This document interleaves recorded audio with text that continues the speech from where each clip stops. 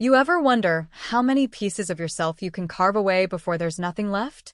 I found out the night my own father looked me in the eye and told me I wasn't his family. And the worst part?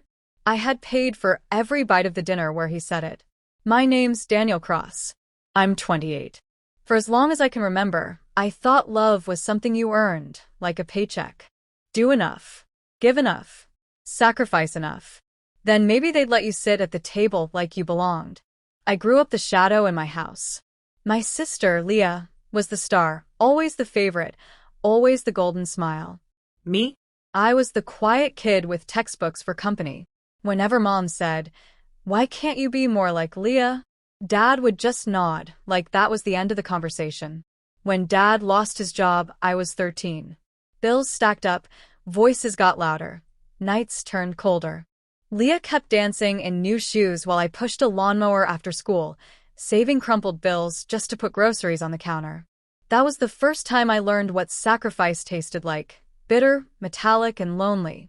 By the time I made it to college, the weight of their survival was already on my shoulders. Mom's health collapsed, prescriptions bled us dry, and Leah never chipped in. She had excuses. I had no choice. So I worked, coding apps at night, waiting tables on weekends. I sent home what I could, $200, $300, sometimes skipping meals just to keep their lights on. By graduation, I was funneling thousands back to them.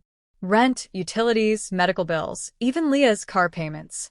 My apartment looked like a thrift store graveyard. Second-hand couch, chipped plates, a mattress that belonged in a landfill. But I told myself it was worth it, because family sticks together, right? Except every thank you got shorter. Every call was another request. Can you cover this bill? Can you fix the car? Never once, "How are you holding up, Daniel?" But I kept going. Kept bleeding myself dry. Because I thought if I gave enough, one day they'd look at me and finally see me. Their 35th anniversary was supposed to be that moment. My chance to prove I was more than their wallet. I planned everything. An elegant restaurant glowing with string lights, flowers fresh at every table, $5,000 just for the night. And the gift? A trip to Italy. Rome, Florence, Venice. 15 grand from my savings. My dream was to hand them that envelope and see them smile like I had finally earned a seat in the family I'd been financing for years. But when I placed it in my father's hands, he didn't smile. He laughed. A sharp, cruel laugh that sliced through me. "You're not even part of this family." Mom smirked. Leah said nothing.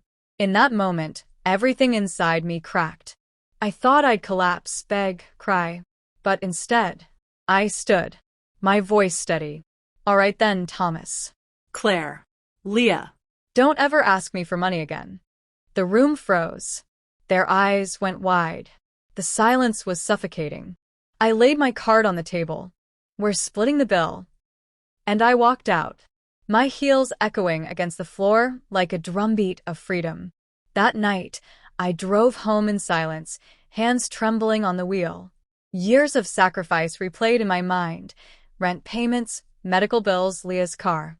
Tens of thousands gone. All for people who saw me as nothing. The next morning, I cut the cord, blocked their numbers, canceled the automatic transfers that drained me month after month. And for the first time, my bank account held money that was mine.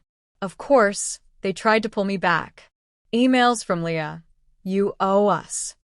Voicemails from Dad. "You'll regret this."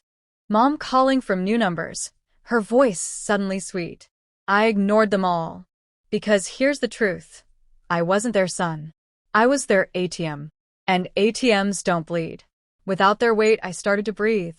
I poured myself into work, not out of obligation, but passion. My projects flourished. My manager noticed.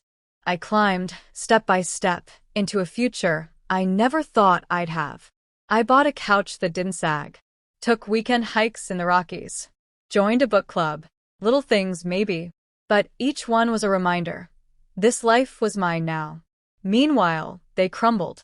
Leah lost her apartment. My parents sold their house.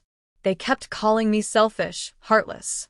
But I finally understood, love isn't proven by how much you give until you're empty. Real love doesn't demand you destroy yourself. So I'll ask you, what do you think family really is? Blood? Obligation? Or is it respect, loyalty, kindness? Because I know my answer now. Family is the people who don't laugh when you hand them your heart. Tell me yours in the comments.